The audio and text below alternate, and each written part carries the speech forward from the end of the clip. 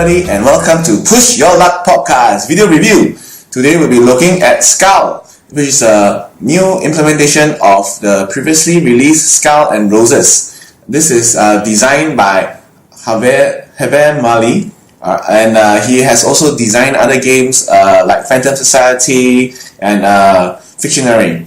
So this is a game for 3 to 6. It's primarily a bluffing game. And my copy is published by Liu Meme. I think that's what it's called. I'm sorry if I butchered the names. Yeah.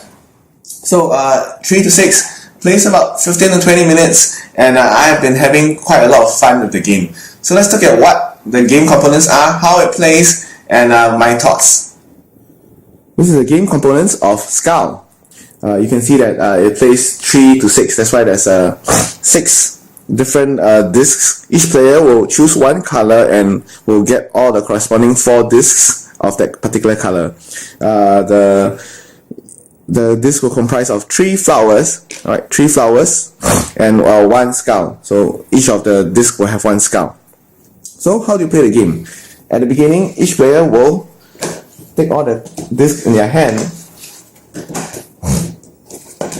and right at the beginning, each player will play 1 disc onto the board. So they will choose which disc they want to play onto the board. Now, the gist of the game is bluffing. So what happens is, after each player has already placed a disc onto the board,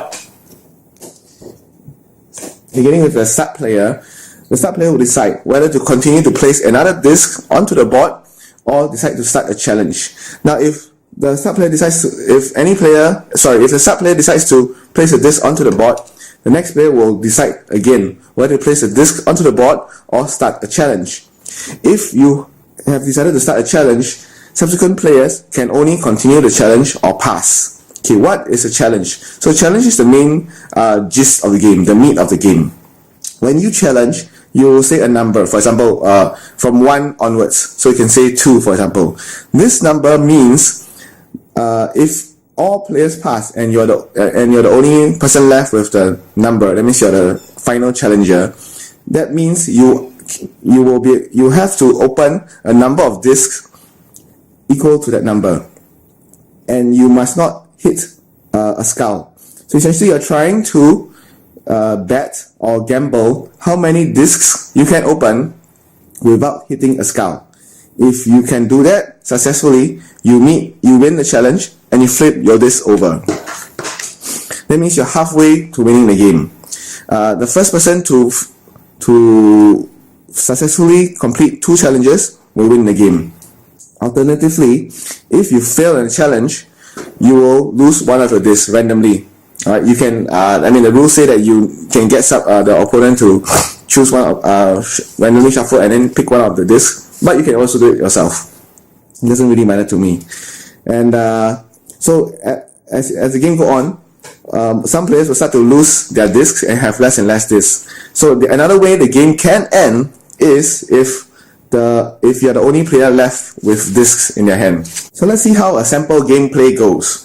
So right now we all have 1 disc in hand, so it's my turn. I decide to place another disc down. So I put another disc down. So the blue player decides to put another one down, and the green player decides to put another one down. So that's the 10 player. Now the purple player decides to start a challenge. The purple player says 2, which means that he's confident of opening 2 discs without hitting a flower. One very important thing to note, if you are the one that wins the challenge, you will first need to open all the discs, not necessarily all, but a number of discs equal to the number that you have challenged. So for example, let's say I'm the one that won the challenge. I have already 2 discs in front of me. My number was 4. Out of the 4, the 2 I'll need to open from mine.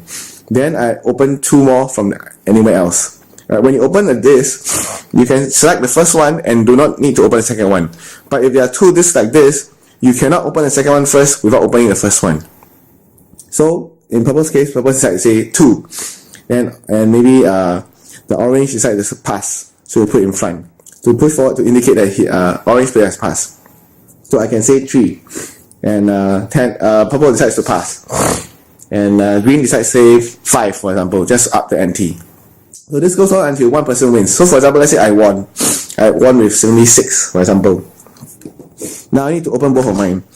Even if I hit the skull of my own, I will lose this challenge. For example, let's say if I did not hit the skull, if I did not place the skull, I need to open 4 more. So I can open this one more, 2, 3, 4.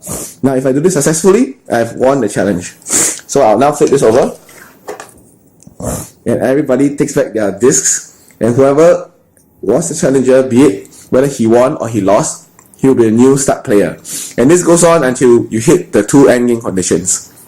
And so that's the game of Skull. So let's see what are my final thoughts.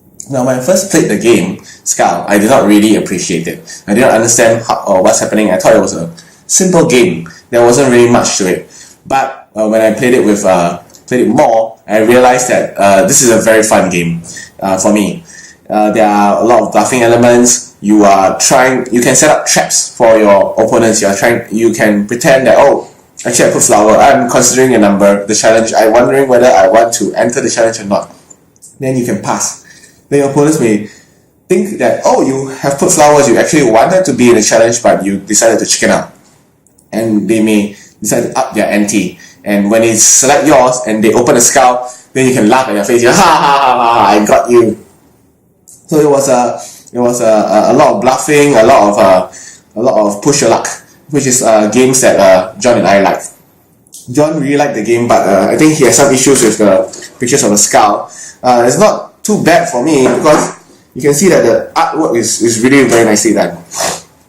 The artwork is really very nicely done, and the components are nice thick tiles. They remind you of beer mats, or this can certainly be a drinking game. If you lose the challenge, you can drink a shot, for example. I have played it so far with 3, 4, and 5. I think 6. I tried once with 6, and it's kind of tricky with 6. It really depends on the players. If the players are seasoned enough, then it could be a lot of bluffing, it becomes quite unpredictable. So perhaps an optimal number will be 3 to 5. You should encourage the players to bluff as often as they can.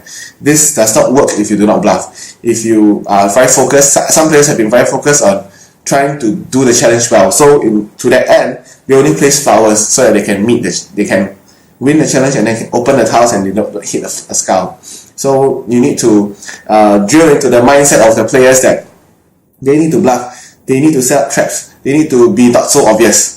And so yeah, this is a game of Skull. If you enjoy games like this, do give it a go. I highly recommend it. It is a good filler, good end of the long game day type of game. Thank you.